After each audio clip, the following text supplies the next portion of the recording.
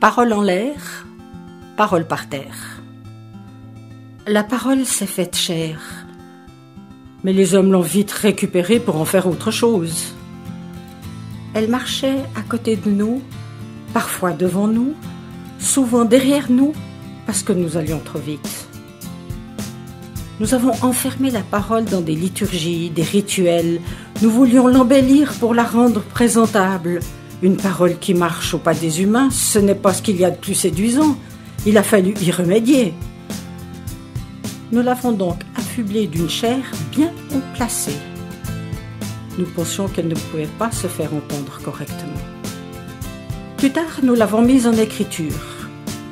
Et nous l'avons distribuée ainsi par millions, pensant que les êtres humains allaient mieux l'accepter. Nous avons affublé la parole d'enluminure. Nous l'avons peinte, nous avons peuplé nos musées avec ses représentations toutes plus belles les unes que les autres. L'homme a-t-il été emballé par cette avalanche visuelle? Non. Et puis le genre humain pensait que ça ne suffisait pas. Il a donc construit des cathédrales pour lui offrir un piédestal, alors qu'elle ne demandait qu'à marcher parmi les hommes. Tout simplement, en se taisant la plupart du temps. On a décrété qu'elle ne parlait pas assez, et avec l'avènement de l'électricité, nous, les chrétiens, on a cru tenir la clé du succès pour la parole. Une nouvelle ère a donc débuté. Pleines d'espoir, les églises se sont mises au boulot pour rendre cette parole plus vendable aux yeux du grand public. On a affublé la parole de haut-parleurs, on lui a collé des écrans haute définition, on l'a mise en vidéo, en 3D. Pour quel résultat?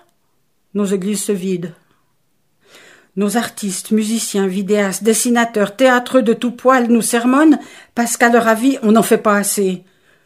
Selon eux, nos représentations de la parole sont minables, sans cachet, pas à la hauteur des exigences artistiques de nos contemporains. C'est pourquoi ils fuient la parole. Est-ce si sûr? La parole va à pied, cherchant des personnes qui l'accompagnent. Elle veut nous tenir compagnie, pas nous catéchiser, pas nous endoctriner, pas pour faire de nous des saltimbanques religieux, mais pour nous enseigner à écouter des paroles qui viennent de l'au-delà, à faire confiance à ces paroles.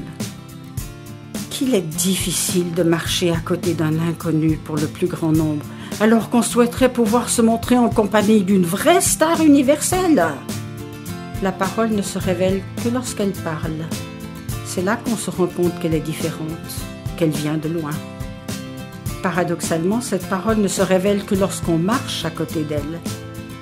C'est pourquoi, souvent sur son chemin, elle a dit aux pauvres qui ne pouvaient pas la suivre « Lève-toi et marche !» À nous qui savons marcher grâce au miracle de la technologie, il dit « Laisse tes spectacles, tes peintures, tes clips musicaux, tes vidéos, donne-les aux riches de ce monde et toi, suis-moi !» J'ai du plaisir à t'écouter, parler à côté de moi, à t'enseigner comment développer une vraie parole pour aujourd'hui. Rien ne sert de voir, ni de savoir lire. Il faut savoir écouter et parler pour entrer dans l'éternité avec Dieu.